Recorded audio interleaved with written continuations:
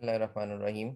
Stock wastage के हवाले से हम बात कर रहे थे कि स्टॉक वेस्टेज जो है वो उसमें क्या क्या कॉजेज हो सकती हैं। सबसे पहले हमने ओवर प्रोडक्शन को डिस्कस किया कि ओवर प्रोडक्शन क्यों होती है जी। ओवर प्रोडक्शन जब होती है तो उसमें आपके स्टॉक वेस्टेज के चांसेस बढ़ जाते हैं, स्पॉयलेज की वजह से, ब्रेकेज की वजह से, पिलफरेज की वजह से, या फिर कोई थेफ्ट हो सकता है। ठीक है, तो ओवर प्रोडक्शन के ये नुकसान होते हैं कि आपका स्टॉक इस तरह से वेस्ट होता है। ठीक है, और आपकी ये प्रॉफिटेबिलिटी को भी रिड्यूस कर रहा होता है। ठीक है, नेक्स्ट मैं बात करता है कि अंडर प्रोडक्शन और no production while waiting orders. कि अगर प्रोडक्शन नहीं हो रही, अंडर प्रोडक्शन है, या फिर अभी आप यूं कह लें कि अभी आपके पास ऑर्डर्स नहीं आ रहे। ठीक है, तो इस सूरत हाल में हमें क्या करना चाहिए? हमें ये नहीं करना चाहिए कि हम प्रोडक्शन करते रहें, फिर अगर हम प्रोडक्शन करते रहेंगे तो दोबारा फिर हमारी जो पहला स्टेप था वही वाली कंडीशन क्रिएट हो जाएगी, वही वाला एनवायरनमेंट क्रिएट हो जाएगा ओवर प्रोडक्शन वाला। उस तरफ हमने नहीं जाना। वो कहते हैं जी कि अगर आपके पास ऑर्डर्स नहीं आ रहे, कोई प्रोडक्शन नहीं हो रही, तो आपको क्या करना चाहिए? अपने उस आइडियल पीरियड को प्लांट की मेंटेनेंस पे यूज करें। ठीक है, प्लांट को मेंटेन करें। ठीक है, फॉर फ्यूचर ऑर्डर्स, जो दूसरे नए आने वाले ऑर्डर्स हैं उनके लिए। ठीक है, या फिर अपने स्टाफ की ट्रेनिंग करें। ठीक है, नेक्स्ट बात करते हैं जी इंटरनल ट्रांसपोर्टेशन। अगर आपकी जो इंटरनल ट्रांसपोर्टेशन जो है वो अच्छी नहीं है, ठीक है, यानी कि आप एक डिपार्टमेंट से दूसरे डिपार्टमेंट में या वेयर हाउस से जो प्रोडक्शन हाउस में जो अगर आप चीजें जा रही हैं, ठीक है, फैक्ट्री में एक जगह से दूसरी जगह चीजें जो है वो जाने के लिए आप रास्ते में चीजें जो है कुछ जाया हो जाती हैं। ठीक है, उसमें कुछ लॉस हो जाता है, तो ये भी एक वजह है कि अगर आपकी जो ट्रांसपोर्टेशन का निज़ाम जो है वो अच्छा नहीं है। ठीक है, या आप जिन चीज़ों पे लेके जाते हैं, जो कैरीज वगैरह हैं, वो आपकी बेहतर नहीं है, तो वहीं पे भी, वहां पे भी आपकी जो वेस्टेजेस हो सकती हैं स्टॉक की। ठीक है जी, उसके बाद कहता है जी कि इन अप्रोप्रिएट प्रोसेसिंग जो है, इसकी वजह से भी आपका स्टॉक वेस्ट हो सकता है कि रॉन्ग स्कीम ऑफ प्रोसेसिंग है। ठीक है, आपका जो प्रोसेसिंग स्कीम थी वो अच्छी नहीं है, या फिर आपकी पुअर प्रोडक्शन क्वालिटी थी जिसकी वजह से आपकी जो है वो पुअर प्रोडक्शन क्वालिटी की वजह से, या फिर रॉन्ग स्कीम की वजह से, इस तरह से भी आपका स्टॉक जो है वो ज़ाया हो सकता है। ठीक है, इन अप्रोप्रिएट प्रोसेसिंग की वजह से। नेक्स्ट बात करते हैं जी अननेसेसरी स्टॉक। अगर आपने अननेसेसरी स्टॉक अपने पास रखा हुआ है, ठीक है, तो स्टॉक फिर वेस्ट इस तरह से हो सकता है कि मतलब अगर वो यूज में नहीं है, ठीक है, स्टॉक अननेसेसरी स्टॉक आपने रखा हुआ है, उसको यूज में नहीं है, उसकी जरूरत नहीं थी आपको, तो फिर वो उसकी वेस्टेज हो सकती है ना, कि स्टॉक वेस्ट हो सकता है स्पॉयलेज की वजह से, ब्रेकेज की वजह से, पिलफरेज की वजह से। ठीक है, तो इस तरह से आपकी स्टॉक वेस्टेज हो सकती हैं। या फिर बाज़ वक़्त ऐसा होता है जी अननेसेसरी मूवमेंट्स होती हैं, आपने स्टॉक को बार बार जो है एक जगह से दूसरी जगह मूव करी जा रहे हैं। ठीक है, हालांकि जरूरत नहीं थी आपको, लेकिन आप फिर भी जो है कभी स्टॉक आपका जो है वो, आप इसमें देखते हैं कभी स्टॉक आपका जो है इन्वेंट्री से, इन्वेंट्री डिपार्टमेंट से जो प्रोडक्शन हाउस है वहां भी जा रहा है, कभी प्रोडक्शन हाउस से वापस आ रहा है, या एक डिपार्टमेंट से दूसरे डिपार्टमेंट में स्टॉक जा रहा है। तो अननेसेसरी जो मूवमेंट है ना स्टॉक की with in the factory premises, ठीक है, तो ये भी स्टॉक की वेस्टेजेस की एक कॉज बनती है। ठीक है, जो तो इसको भी हमने जो है अवॉइड करना है।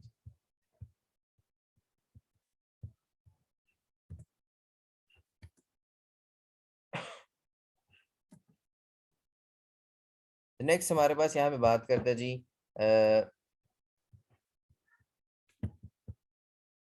प्रोडक्ट डिफेक्ट्स की। ठीक है, अगर प्रोडक्ट के अंदर आपके डिफेक्ट्स आ गए, अननेसेसरी मूवमेंट ऑफ फूड बताइए दोबारा। कौन सा पॉइंट बताऊं?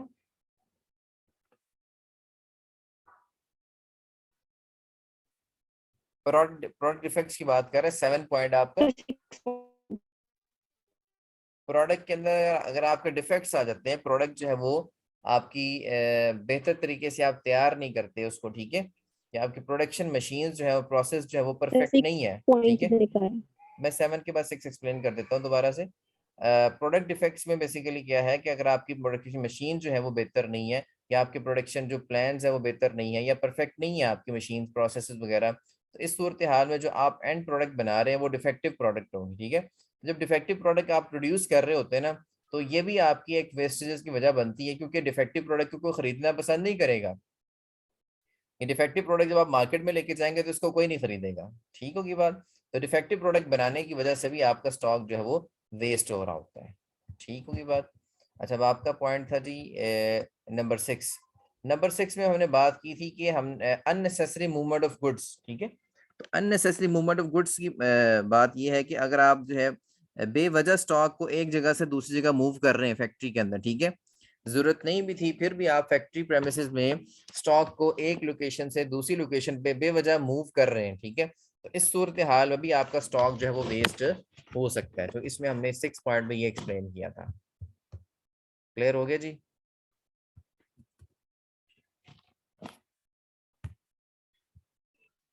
जी सर।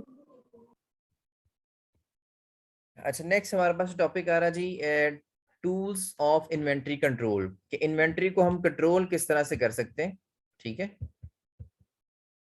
या इन्वेंट्री को कंट्रोल करने के तरीके क्या हो सकते हैं। तो सबसे पहले हमारे पास आता है प्रॉपर प्रोसीजर्स एंड डॉक्यूमेंटेशन।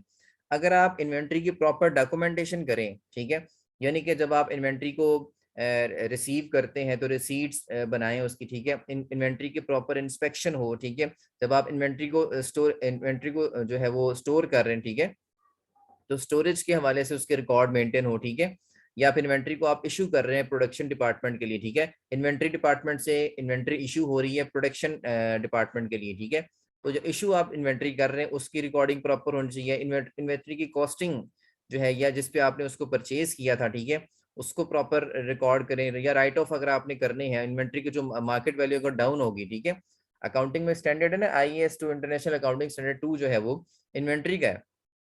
तो उसमें क्या है जी, मार्केट वैल्यू, कॉस्ट और market value which ever is lower, ठीक है, जो वैल्यू लोअर होगी हमने उस पर इन्वेंट्री को रिकॉर्ड करना है, ठीक है। तो मार्केट में अगर वैल्यू इन्वेंट्री की लो है, ठीक है, तो आप इस चेंज की वजह से जो राइट ऑफ आपको करना है वो आप राइट ऑफ भी करेंगे, उसकी रिकॉर्डिंग भी करेंगे, ठीक है, या अगर आप इन्वेंट्री को ट्रांसफर कर रहे हैं तो उसकी प्रॉपर रिकॉर्डिंग करेंगे, ठीक है। अगर आप प्रॉपर प्रोसीजर्स अप्लाई कर रहे हैं, प्रॉपर डॉक्यूमेंटेशन कर रहे हैं, ठीक है, तो इस सूरत हाल में आप इन्वेंट्री के ऊपर कंट्रोल एक लगा सकते हैं, ठीक है, और इन्वेंट्री की वेस्टेज को जो है वो कंट्रोल कर सकते हैं, ठीक है जी।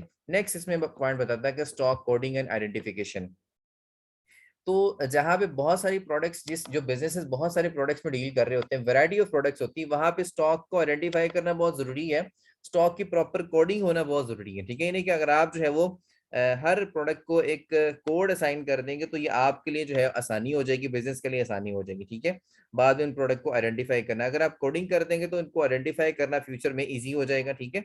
तो इस तरह से आप अगर कोडिंग कर देते हैं ना, तो उनकी आप उनको प्रॉपरली कॉस्ट भी एलोकेट कर पाएंगे कोडिंग के हवाले से, ठीक है, और इस तरह से आप जो है प्रॉपर रिकॉर्डिंग भी होगी इन्वेंट्री ट्रांजैक्शन की, ठीक है, आप उनकी प्रॉपर कॉस्ट भी allocate, correct allocation of cost भी हो सकती है, ठीक है, और उनकी प्रॉपर ट्रांजैक्शन भी आप जो है वो इन्वेंट्री की कर पाएंगे अगर आप उनकी कोडिंग कर देंगे। तमाम जो प्रोडक्ट्स हैं उनको आप स्पेसिफिक कोड्स जो असाइन कर देंगे, ठीक है जी। यानी कि एक जैसी जो प्रोडक्ट्स हैं उनको सेम कोड असाइन कर दिया, तो दूसरी टाइप की प्रोडक्ट्स हैं उनको अलग कोड असाइन कर दिया, तो इस तरह से आप जो है वो स्पेसिफिक कोड्स असाइन करके उनकी करेक्ट एलोकेशन भी कर सकते हैं कॉस्ट की, और प्रॉपर जो है इन्वेंट्री की ट्रांजेक्शन को रिकॉर्ड भी कर सकते हैं। लेकिन ये इम्पॉसिबल हो जाता है उस वक्त अगर आप जो है वो मतलब कोडिंग नहीं कर रहे हैं, ठीक है, तो फुल डिस्क्रिप्शन हर, अब ऐसा तो नहीं होता कि आप हर बार जो है आप फुल डिस्क्रिप्शन लिखें उसकी, ठीक है, या फुल डिस्क्रिप्शन देखें क्या थी फिर आपको पता लगे ये कौन सी प्रोडक्ट थी, ठीक है। तो इतना टाइम तो नहीं होता कि हर बार जो हम जब इन्वेंट्री को देखना है तो उनकी फुल डिस्क्रिप्शन देखें ये कौन सी थी, ठीक है। आप सिंपल जो भी डिस्क्रिप्शन उसकी है, ठीक है, एक जैसी जो डिस्क्रिप्शन वाली प्रोडक्ट्स है उनको एक से एक स्पेसिफिक कोड जो है वो छोटा सा साइन कर दें, जब नेक्स्ट टाइम आप उसको देखेंगे पता लग जाए यार फला प्रोडक्ट है, ठीक है। अब ऐसा नहीं होना चाहिए कि आप जो हर बार जाएं और देखें जी इस प्रोडक्ट की क्या डिस्क्रिप्शन थी, इसमें और दूसरी में क्या चेंज थी, ठीक है, तो हर बार इसमें हम टाइम नहीं लगा सकते, तो इसको फिर रिसीव करने में और इशू करने में आपके लिए आसानी हो जाती है, ठीक है। अदरवाइज अगर आप कोड असाइन नहीं करते तो फिर आपको उसको रिसीविंग में बार बार देखना पड़ेगा, और बार बार जो है आप जब उसको इशू करेंगे तो फिर भी आपको उसकी फुल डिस्क्रिप्शन देखनी पड़ेगी, तो ये एक हेक्टिक काम हो जाता है, और इससे आप जो है वो टाइम भी ज़ाया होता है, रिसोर्सेज का भी ज़ाया होता है, ठीक है जी। नेक्स्ट इसमें बात करते हैं जी प्रॉपर रिकॉर्ड्स को हमने मेंटेन करना है जी। प्रॉपर रिकॉर्ड्स को हम मेंटेन कैसे कर सकते हैं कि हमने up to date records maintain करने, ठीक है। अगर आप up to date records maintain नहीं करेंगे, यानी कि डेली बेसिस पे, जो आजकल जो हमारे सिस्टम चलता है जो बड़ी ऑर्गेनाइजेशंस में है, वो परपेचुअल इन्वेंट्री सिस्टम चलता है। वैसे तो दो सिस्टम होते हैं इन्वेंट्री के, इन्वेंट्री रिकॉर्डिंग के हवाले से, एक पीरियोडिक सिस्टम होता है और एक आपका परपेचुअल होता है, ठीक है। परपेचुअल जहाँ पे कंप्यूटराइज सिस्टम है, बड़ी ऑर्गेनाइजेशन, वहाँ पे परपेचुअल सिस्टम चलता है। उसकी वजह क्या है कि परपेचुअल सिस्टम में जैसे ही आपने स्टॉक को इशू किया तो साथ ही आपने अपनी इन्वेंट्री का बैलेंस मेंटेन कर लिया, ठीक है। लेकिन पीरियोडिक में ऐसा नहीं होता। पीरियोडिक में क्या होता है कि आप पूरा महीना स्टॉक इशू करते रहते हैं और महीने बाद जाके देखते हैं कि बैलेंस कितना बच गया स्टॉक का, ठीक है। और लेकिन परपेचुअल में क्या होता है, जैसे आपने खरीदा स्टॉक तब भी आपने बैलेंस इन्वेंट्री का मेंटेन किया, और जब आपने सेल किया स्टॉक तब भी आपने इन्वेंट्री का बैलेंस मेंटेन किया, ठीक है। लेकिन अगर आप up to date record maintain नहीं कर रहे, ठीक है, तो ये आपके लिए इम्पॉसिबल हो जाएगा कि आप थेफ्ट से बच सकें, चोरियों से बच सकें, ठीक है। और आप इस तरह से आप रीजनेबल स्टॉक लेवल जो है उसको भी मेंटेन नहीं कर सकते। यानी कि अप टू डेट रिकॉर्ड अगर आप मेंटेन नहीं करेंगे तो आपको कैसे पता लगेगा कि आपके पास कौन सा स्टॉक शॉर्टेज में है, कौन सा स्टॉक आपके पास ज्यादा है, ठीक है। आपको यही नहीं पता होगा कि आपके पास जैसे एक दुकान की बात करते हैं, हम एक मार्ट की बात करते हैं, हम एक शॉप की बात करते हैं, बड़े मार्ट की, तो वहां पे परपेचुअल इन्वेंट्री सिस्टम यूज हो रहा है, ठीक है, कंप्यूटराइज सिस्टम है। उनको पता है कि हमारे पास स्टॉक पीछे कितना पड़ा हुआ है, ठीक है। और उसकी बेस पे जो है वो आगे फिर फर्दर जो ऑर्डर्स हैं, वो जो रिक्वेजिशंस भेजते हैं, ऑर्डर्स प्लेस करते हैं कि हमें फर्दर जो इसमें जो है वो चीजें कितनी चाहिए, ठीक है। अगर आप up to date records maintain नहीं कर रहे तो आप अपने आप को थेफ्ट से नहीं बचा सकते स्टॉक को, ठीक है। रीजनेबल स्टॉक लेवल भी आप मेंटेन नहीं कर सकते, और आपके जो रेगुलर जो रीऑर्डरिंग प्रोसेस है, ठीक है, वो भी आपको उसके अंदर प्रॉब्लम आएगी, ठीक है। एफिशिएंसी नहीं आ सकती प्रोसेस के अंदर, इफेक्टिवनेस नहीं आ सकती, और आप जो है वो कस्टमर को वैरायटी ऑफर नहीं कर पाएंगे। आपके प्रोडक्शन प्लान्स जो है मुतासिर हो जाएंगे, प्रोडक्शन शेड्यूल्स मुतासिर हो जाएंगे। अनएक्सपेक्टेड डिमांड को पूरा करना तो बड़ी दूर की बात हो जाएगी, ठीक है। तो आपकी बहुत सारी चीजें मुतासिर हो सकती हैं अगर आप प्रॉपर रिकॉर्ड मेंटेन नहीं करेंगे, ठीक है। प्रॉपर रिकॉर्ड मेंटेन नहीं करेंगे, अप टू डेट रिकॉर्ड नहीं, डेली बेसिस पे आपको रिकॉर्ड मेंटेन करना है, तो इस तरह से आप जो है वो इन्वेंट्री को प्रॉपरली कंट्रोल आप कर पाएंगे इसमें, ठीक है जी। नेक्स्ट इसमें देखते हैं, इसमें बात कर क्या करता है जी, monitoring through the periodic stock reports ratio. अब आपने एक और तरीके से इसकी नेक्स्ट मेथड वो बता रहा हमारे पास नेक्स्ट पेज पे है जी।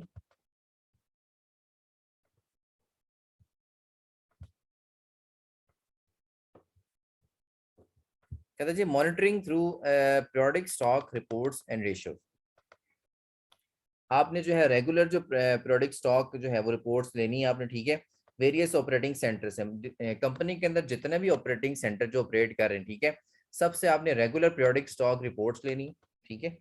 फॉर एग्जांपल हम इसमें बात करते हैं जी कि अगर आपका एवरेज स्टॉक लेवल जो है वो इंक्रीज हो गया है 25%, ठीक है, इन अ गिवन पीरियड, तो इसको it should be flagged out and the investigated.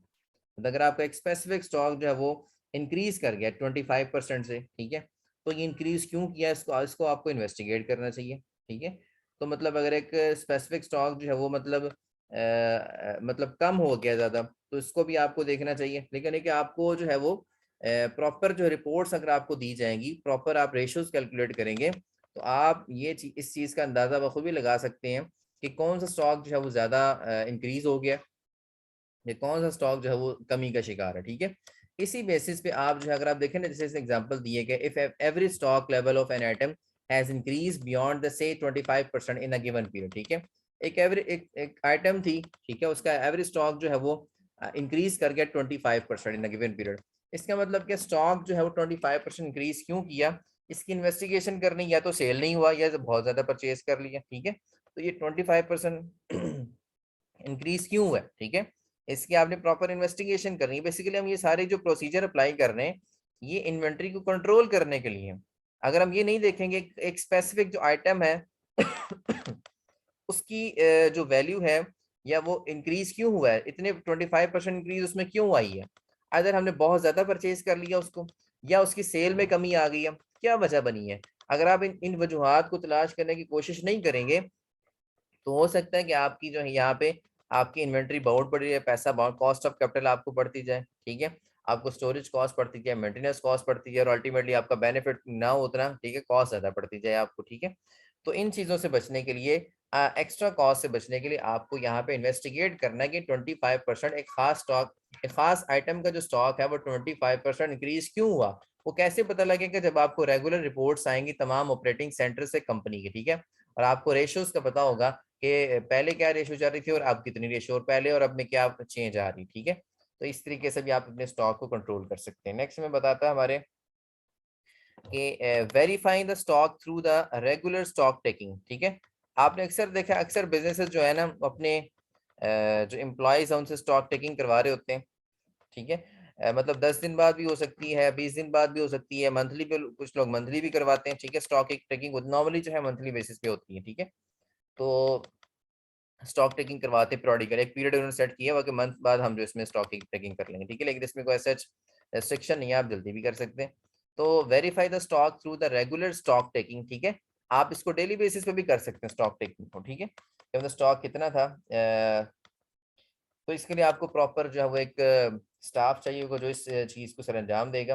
कहता जी कि it is possible that the balance of stock shown by the bin card और stock ledger may be different from the actual quantity held in the bin. अब देखिए यहाँ से देखिए stock taking का मतलब क्या है कि फिजिकली जहां पे स्टॉक पड़ा है ना वहां जाके स्टॉक को काउंट करना, ठीक है। तो फिजिकल स्टॉक टेकिंग आपने करनी, फिजिकल काउंट करना है हमने, ठीक है। अब हो सकता है कि जो आपके पास अकाउंटिंग रिकॉर्ड्स में जो आपके पास रिकॉर्ड जो आपने लिखा हो, जो वैल्यूज लिखी हुई हैं वो डिफरेंट हो उनसे जो आपके एक्चुअली जो फिजिकल काउंट आपने किया उससे। आपने लोकेशन पे जाके देखा वहां पे स्टॉक जो है वो कुछ और था, और आपने अकाउंटिंग रिकॉर्ड्स में देखा तो वहां पे आपके स्टॉक की वैल्यूज कुछ और आ रही थी, तो ये डिफरेंस क्रिएट हो सकता है। अब यहाँ से आपको पता लगेगा कि accounting for example accounting records में आपके पास 1 लाख का स्टॉक आ रहा है, लेकिन आपने फिजिकली काउंट किया, इन्वेंट्री डिपार्टमेंट में जाके देखा तो वहां पे आपके पास स्टॉक आ रहा था 95,000 का।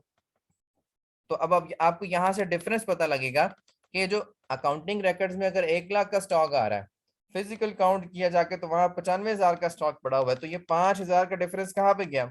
या तो किसी इंप्लॉय ने चोरी कर लिया, ठीक है, या कोई शॉप लिफ्टिंग हो गई है, तो या कोई इसमें लीकेज है या कोई और मसला आया है। ये 5,000 का जो स्टॉक है इसमें डिफरेंस क्यों है, चेंज क्यों आई है, ठीक है जी। तो ये अगर आप वेरीफाई करते रहेंगे, इसको स्टॉक टेकिंग करेंगे, रेगुलर स्टॉक टेकिंग करेंगे, तो फिर आपको पता लगेगा कि ये मतलब इसमें फर्क आया भी है कि नहीं है। अगर आप स्टॉक की टेकिंग ही नहीं कर रहे, फिजिकल चीजों को जाके उनको काउंट नहीं कर रहे, ठीक है, तो फिर आपको फिजिकल इन्वेस्टिगेट नहीं कर रहे, तो आपको नहीं पता लगेगा कि एरर्स कहाँ पे हैं, एरर्स एंड ओमिशन कहाँ पे, ठीक है। तो स्टॉक टेकिंग एक ऐसा मेथड है जो मोस्टली बिजनेसेस जो है वो उसको अडॉप्ट करते हैं, ताकि वो इस चीज़ का अंदाज़ा लगा सकें कि आइदर स्टॉक जो अकाउंटिंग रिकॉर्ड्स हैं उनमें स्टॉक की वैल्यू क्या है, और जो एक्चुअली फिजिकल जो उन्होंने काउंट किया उसमें उस वहाँ पे जो वैल्यू क्या आ रही, क्या इसमें वैल्यू में कोई डिफरेंस तो नहीं है। अगर डिफरेंस होगा तो वहाँ फिर उसको इन्वेस्टिगेशन की जाएगी, ये जो फर्क आ रहा है ये या तो स्टॉक किसी ने चोरी कर लिया है, ठीक है, या कोई मतलब लॉस हो गया, कोई और मसला लीकेज या ब्रेकेज या स्पॉइलेज हुई है, एप्पल फ्रिज हुई है यहाँ पे, ठीक है, कोई भी इसकी रीजन हो सकती है, इसको इन्वेस्टिगेट करना करना पड़ेगा, ठीक है।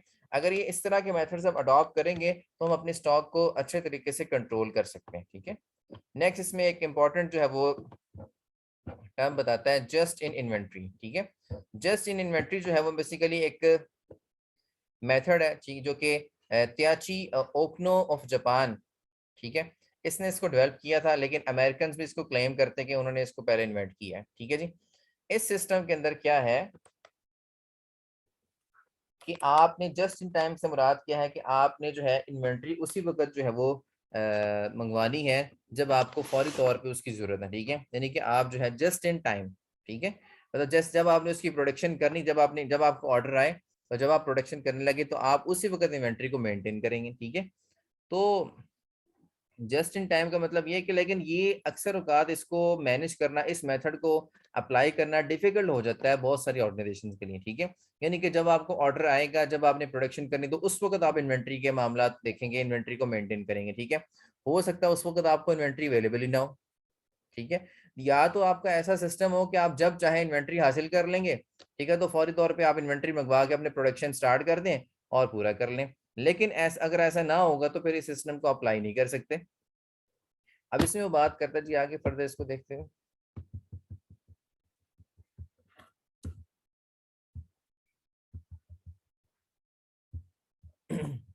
कहता है JIT टू सक्सीड, अगर हम JIT को सक्सीड करना चाहते हैं, यानी कि इस मेथड को अगर हम इम्प्लीमेंट करना चाहते हैं, तो कुछ रिक्वायरमेंट्स है इसकी जिनको हमें पूरा करना हुआ होगा, ठीक है जी। पहली रिक्वायरमेंट इसमें क्या कहता है जी, strong and dependable relationship with suppliers, ठीक है, यानी कि आपने अपने सप्लायर के साथ एक अच्छा रिलेशन मेंटेन करना है, डिपेंडेबल रिलेशन हो, स्ट्रॉन्ग रिलेशन हो, ठीक है, यानी कि जब आप उनसे चाहें आपको फौरी तौर पे जो है रॉ मटेरियल प्रोवाइड कर दें, फिर तो ये जस्ट इन टाइम वाला आप अप्लाई की। जस्ट इन टाइम यही है ना कि आपने जब ऑर्डर आया आपको, ठीक है, जब आपने प्रोडक्शन स्टार्ट करनी है उसी वक्त आप जो इन्वेंट्री मंगवा रहे हैं, तो उससे पहले नहीं आपने मंगवा के रखनी ताकि आपका पैसा अनबाउंड हो। इसी को जस्ट इन टाइम इन्वेंट्री कहते हैं, ठीक है, जस्ट इन टाइम मेथड आपका। तो इसके लिए पहली रिक्वायरमेंट क्या है कि आपका आपके सप्लायर के साथ जो रिलेशनशिप है वो स्ट्रॉन्ग और डिपेंडेबल होना चाहिए। सेकंड रिक्वायरमेंट क्या है, अ रिलायबल ट्रांसपोर्टेशन सिस्टम, आपका जो ट्रांसपोर्टेशन सिस्टम है, जिस जहां से आपने प्रोडक्ट को मंगवाना है, ठीक है, जिस कैरियर के थ्रू मंगवाना है या जिस रास्ते से मंगवाना है, ठीक है, ये ओवरऑल जो ट्रांसपोर्टेशन का जो निज़ाम है वो आपका रिलायबल होना चाहिए कि आपको टाइम पे चीज़ मिल जाए, ठीक है, इस चीज़ को भी इंश्योर करना है। और थर्ड इसमें जो रिक्वायरमेंट है, a well planned factory layout that permits the instant feeding of materials direct from the delivery way to the production floor, ठीक है, यानी कि आपके पास एक वेल प्लान्ड फैक्ट्री लेआउट होनी चाहिए जो कि मतलब जो फौरी तौर पे जो है वो मटेरियल की डिलीवरी करे प्रोडक्शन फ्लोर पे, ठीक है, यानी कि फौरी तौर पे जो आप अगर इन्वेंट्री कहीं से मंगवा भी रहे हैं, खरीद रहे हैं, ठीक है, तो आपका ऐसा निज़ाम होना चाहिए, एक ऐसी फैक्ट्री लेआउट हो जो आपको फौरी तौर पे जो है मतलब प्रोडक्शन फ्लोर पे या प्रोडक्शन हाउस में या प्रोडक्शन डिपार्टमेंट में फौरी तौर पे चीज़ें पहुंचा दें, ठीक है, यानी कि आपका 3 रिक्वायरमेंट्स है, सप्लायर के साथ अच्छा रिलेशन होना चाहिए, ट्रांसपोर्टेशन का निज़ाम अच्छा होना चाहिए, और आपका जो फैक्ट्री लेआउट एक वेल प्लान होनी चाहिए जो कि आपको फौरी तौर पे जो प्रोडक्शन फ्लोर पे चीज़ें पहुंचा दे और आप ऑर्डर को जो है वो बनाना शुरू कर दें, प्रोडक्शन करनी शुरू कर दें, फौरी तौर पे ऑर्डर जो है वो उसको कंप्लीट भी कर लें, ठीक है जी। तो ये आपका जस्ट इन टाइम अगर पॉसिबल उस वक्त है जब ये 3 रिक्वायरमेंट्स पूरी हो जाएं, उसी वक्त ये सक्सेसफुल हो सकता है, अदरवाइज जो है ये इसको इम्प्लीमेंट करना बहुत मुश्किल है। जस्ट इन टाइम जो है कि जब आपको ऑर्डर आएगा उस वक्त आप देखेंगे इन्वेंट्री मंगवाएंगे कहीं से और फिर उसके ऊपर काम शुरू करें, ठीक है।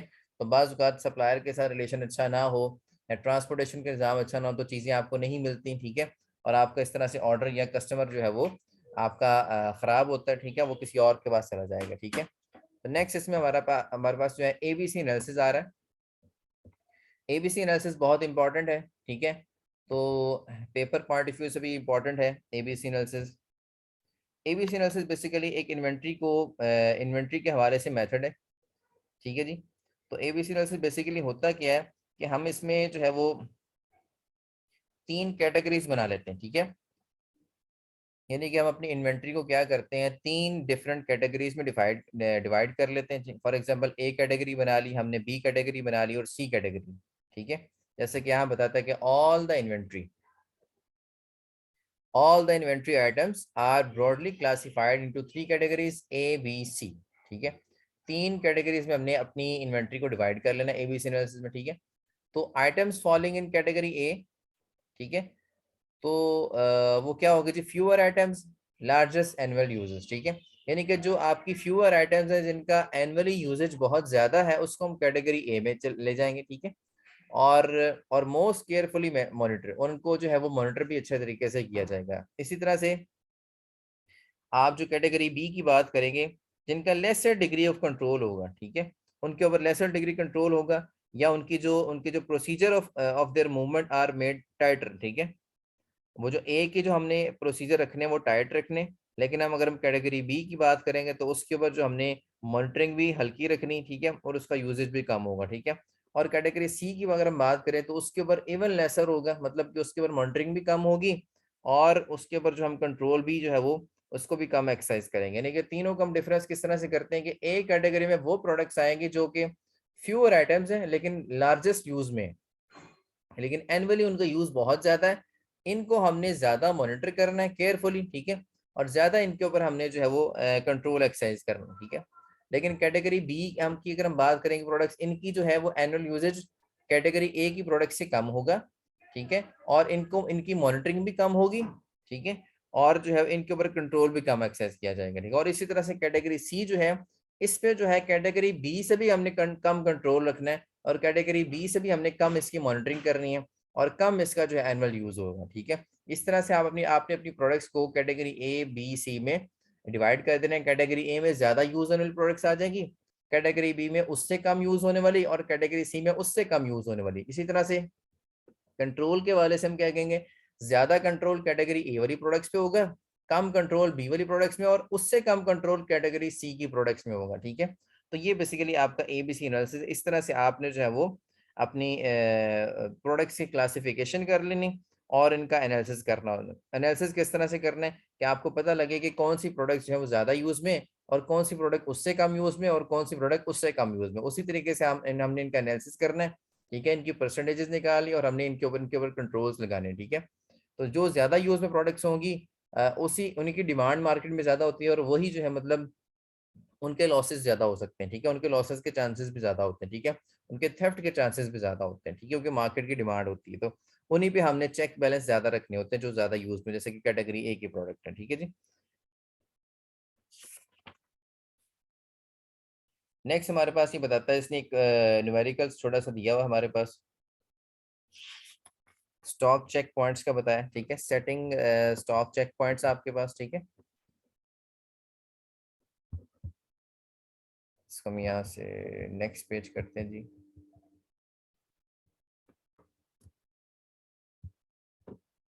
ये अगर आपने कॉस्ट अकाउंटिंग को थोड़ा सा ज़हन में लेके आए, तो वहाँ पे आपने एक दो टॉपिक डिस्कस किए थे जिसमें हम मैक्सिमम लिमिट मिनिमम लिमिट निकालते होते थे, ठीक है। तो ये वही मैक्सिमम लिमिट है, मैक्सिमम टॉप स्टॉक लेवल, यानी कि मैक्सिमम स्टॉक जो है वो आप कितना कैरी करेंगे, this is the maximum or top quantity of any item to be carried at any given time, ठीक है। मैक्सिमम किसी भी टाइम पे आपके स्टॉक का लेवल कितना मेंटेन करेंगे, ठीक है, उसका प्रॉपर यहाँ फॉर्मूला दिया हुआ है। और इसी तरह से मिनिमम जो आप स्टॉक का लेवल एक टाइम पे कितना मेंटेन करेंगे, ठीक है, उसका भी यहाँ पे फॉर्मूला दिया हुआ है। कॉस्ट अकाउंटिंग का आपने क्वेश्चन पढ़ा होगा मटेरियल इन्वेंट मटेरियल के हवाले से, मटेरियल कंट्रोल के हवाले से आपने एक चैप्टर पढ़ा होगा, तो ये वही उसने एग्जांपल यहाँ पे दी हुई है।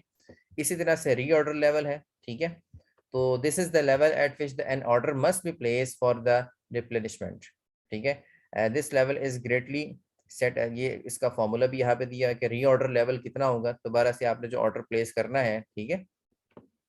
और उसके अलावा एवरेज स्टॉक लेवल आपका कितना चाहिए, यानी कि स्टॉक जो है आपका, दो ओपनिंग और क्लोजिंग स्टॉक जो है आप उसको जमा कर लें और दो पे डिवाइड कर दें तो आपका एवरेज स्टॉक आ जाता है। सिंपल इसका फॉर्मूला आपको बता दिया मैंने, ठीक है। यही इसने एक आगे प्रॉब्लम एक्सरसाइज की हुई है यहाँ पे, यहाँ पे आपको दिखाते हैं जी।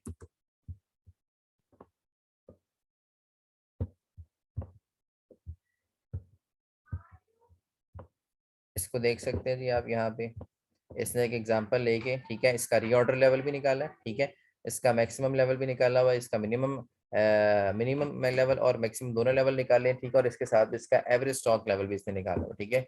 इसी तरह से आपको भी क्वेश्चन कोई आ सकता है, ठीक है, तो आपको चीजें यहाँ पे गिवन फॉर्मूलाज उसने पीछे लिख दी हैं और फॉर्मूलाज पीछे लिख के उसने न्यूमेरिकल यहाँ पे कर दी, तो इस तरह से आपको भी आ सकता है। नेक्स्ट इसमें हमारे पास आता है इकोनॉमिक ऑर्डर क्वांटिटी मॉडल है, ठीक है।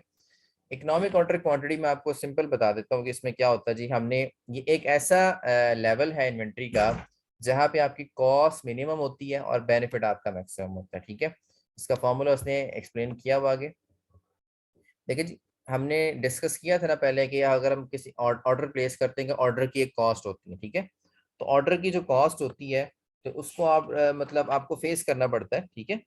तो जैसे कि ऑर्डरिंग कॉस्ट में क्या क्या हो सकती है, आप जो प्रेपरेशन करते हैं परचेज ऑर्डर्स की, ठीक है, या और आपने रिक्वेजिशन भेजनी होती है, ठीक है, या आपने प्राइसिंग क्यूट्स जो होती हैं आपकी उनको गेट करना होता है, ठीक है, या फिर आपने फॉलो अप रखना होता है डिलीवरी पे, ठीक है, या फिर इसके अलावा हम कह सकते हैं ट्रांसपोर्टेशन का खर्चा हो सकता है, या फिर आपकी हैंडलिंग, जब पोर्ट से अगर हम इंपोर्ट कर रहे हैं चीज़ों को तो हैंडलिंग हो सकती है पोर्ट के ऊपर, ठीक है, या फिर इसके अलावा आपने जो रिसीव करना है अपने आइटम्स को स्टोर के लिए, ठीक है, रिसीविंग करनी है, उनकी प्लेसिंग करनी है स्टोर वगैरह में, ठीक है। ये डिफरेंट किस्म की कॉस्ट है जो ऑर्डरिंग कॉस्ट के अंदर इंक्लूड है, ठीक है। तो ये जब हम किसी चीज को ऑर्डर करते हैं तो उसके साथ ये सारी की सारी कॉस्ट अटैच होती है, तो जितनी बार ज्यादा ऑर्डर करेंगे तो ज्यादा हमें कॉस्ट बियर करनी पड़ेंगी, ठीक है जी। सिंपल एक कॉन्सेप्ट है ना कि जितनी बार ज्यादा आपने ऑर्डर किया उतनी बार ट्रांसपोर्टेशन का, उतनी बार किराया तो आपने देना पड़ आपको, ठीक है। तो किराया तो आपको पड़ जाना है, कैरेज तो आपको पड़ जाना है, ठीक है। तो मुझे आप 500 प्रोडक्ट कम मंगवा लें, 500 ज्यादा मंगवा लें आप, ठीक है जी। तो इसी तरह से हमने क्या करना है जी, इसको कैरी करने की भी कॉस्ट होती है। तो ईओक्यू एक ऐसा लेवल है कि जिसमें आपकी ऑर्डरिंग कॉस्ट या स्टॉक को कैरी करने की जो कॉस्ट, कैरी करने की कॉस्ट मतलब स्टोरेज रखना, उसकी मेंटेनेंस है, उसकी इंश्योरेंस है, ठीक है, या उसकी जो कॉस्ट ऑफ कैपिटल है वो कैरी करने की कॉस्ट है, ठीक है। तो अब ये आपका बेसिकली ईओक्यू एक ऐसा लेवल है जिसमें आपकी कैरिंग कॉस्ट और आपकी जो ऑर्डरिंग कॉस्ट है वो मिनिमम होती है और आपका जो मैक्सिमम बेनिफिट आप उससे हासिल कर रहे होते हैं, ठीक है। फॉर्मूला इसने नेक्स्ट पेज पे दिया हुआ है, आप उसको देख सकते हैं। ये देखें, ये इसने फॉर्मूला दिया हुआ है।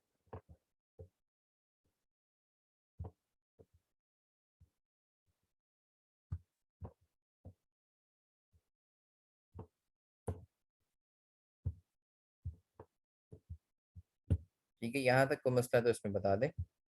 इश्यू।